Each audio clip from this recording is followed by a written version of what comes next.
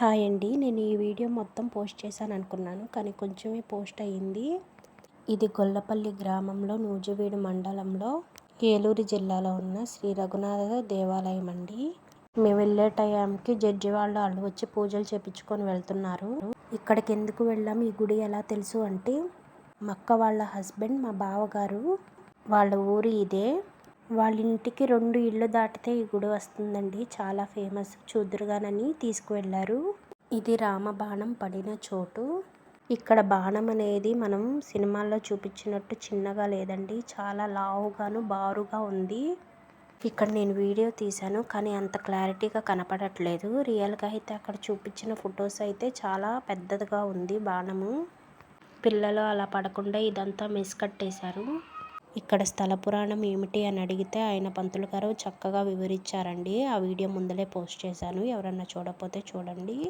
నేను ఆల్రెడీ ఒంటిమిట్ట వీడియోలో చెప్పాను కదా, అక్కడ ఆంజనేయ స్వామి లేరని. సేమ్ అలాగే ఇక్కడ కూడా ఆంజనేయ స్వామి లేరండి. నేను ఆ పంతులు గారిని అడిగాను, ఇక్కడ ఆంజనేయ స్వామి వారు ఎందుకు లేరు అంటే దానికి కూడా స్టోరీ చెప్పారు తను. అది ఈ వీడియోలో యాడ్ చేస్తాను. ఈ ఊరికి దగ్గరలోనే రాముల వారి పాదాలు, సీతమ్మ వారు స్నానం చేసే బండ ఒకటి ఉంటుందంట. దాంట్లో ఎప్పుడు నీళ్లు ఇంకిపోవు అని చెప్పారు, ఎంత వేసవి కాలమైనా కూడా. గుడి అయితే చాలా బాగుందండి. ఇక్కడ రాముల వారి ప్రత్యేకత ఏమిటంటే చిన్నపిల్లలకి బాలరాముడిలాగా, పెద్దవాళ్ళకి రాముడిలాగా కనిపిస్తాడంట, ఇక్కడ ప్రజలు చెప్పారు. ఆ వీడియో క్లిప్ కూడా ఈ వీడియో చివరిలో పోస్ట్ చేశానండి. ఈ గుడికి పైన పెయింటింగ్స్ వేశారు కానీ కింద మాత్రం వేయలేదు. పెయింటింగ్స్ ఎందుకు వేయలేదు అని అడగటం నేను మర్చిపోయాను. గుడి అయితే చాలా బాగుందండి. లోపల రాముడి వారి విగ్రహాలు అయితే చాలా చాలా బాగున్నాయి. ఈ వీడియో అంతా తీసుకొని వచ్చేసరికి మా అక్క వాళ్ళు హనుమాన్ చాలీసా చదివేశారు. ఈ వీడియో అంతా తీసుకోవటానికి కారణం మా బావగారు. దగ్గరుండి గుడంతా చూపించి ఆ స్థల పురాణ ఆ పంతులు గారితో చెప్పించారు. ఇక నేను వీడియో తీసుకొచ్చేలోపు మా అక్క ఇక్కడ హనుమాన్ చాలీసా చదువుతుంది. వనవాసం సమయంలో స్వామి తిరిగిన ప్రదేశం అండి. ఇక్కడి నుంచి భద్రగిరి, అక్కడి నుంచి పంచవటి చేరటం జరిగింది స్వామి. పంచవటి చేరాక సీతాపహరణం జరిగింది. ఇది అంతా కూడా ఆ వనవాసం సమయంలో జరిగినటువంటి స్థితి కాబట్టి ఇక్కడ ఆంజనేయ స్వామి ప్రత్యక్షంగా లోపల ఎక్కడా మీకు ఉండరు.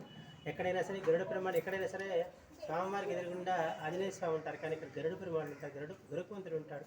వీరి దేవాలయంలో చుట్టూ చూస్తే కనుక అన్నీ కూడా గరుడ గుర్తులతోటి ఉంటాయి. అన్నిలో చుట్టూ అంతా కూడా అంటే ఇక్కడ ఉన్నటువంటి రఘునాథ స్వామి హనుమతో పరిచయం అనేది కాబట్టి రాముడు అంటే సాక్షాత్ విష్ణు స్వరూపమే కాబట్టి గరుకుమంతుని ఇక్కడ ప్రతిష్ఠించడం జరిగింది.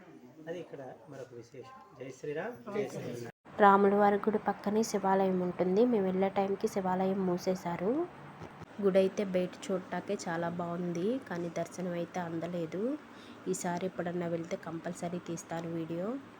ఈ గుడికి ఆపోజిట్లో రాముల వారి కళ్యాణం జరుగుతుందంట. అలాగే శివుడి కళ్యాణం కూడా ఇక్కడే చేస్తారని చెప్పారు. ప్లేస్ అయితే చాలా పెద్దగా ఉందండి, కానీ ఊరికి వెళ్ళేటప్పుడు ఎంట్రన్స్లో రోడ్లు కొంచెం చిన్నగానే ఉంటాయి, జాగ్రత్తగా వెళ్ళాలి. ఏలూరు జిల్లా నూజివీడు మండలం గొల్లపల్లి గ్రామంలో నివసిస్తున్న శ్రీ రఘునాథ స్వామి దేవస్థానం ఇది. ఈ స్వామివారు ప్రత్యేకత ఏంటంటే అమ్మవారు కుడి పక్కన ఉండటం విశేషం. అన్ని చోట్ల ఎడం పక్కన ఉంటారు, అమ్మవారు కుడి పక్కన ఉంటారు ఇక్కడ. అలాగే ఆ అమ్మవారి ఆ స్వామివారిని ఎంత హైట్లో చూస్తే చిన్నపిల్లలు చూస్తే చిన్నపిల్లలు లైట్ కనపడతారు, పెద్దవాళ్ళు చూస్తే పెద్దవాళ్ళు లైట్ కనపడతారు. అలాగే రాములవారి వేసిన బాణం ఉంది. అలాగే రామపాదాలు ఉన్నాయి ఇక్కడ రామలెట్లో.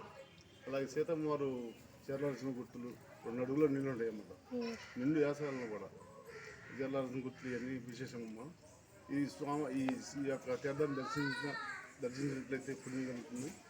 మరియు 40 రోజుల్లో మా కోరికలు తీరుతాయి 3 ప్రదక్షిణ చేస్తే.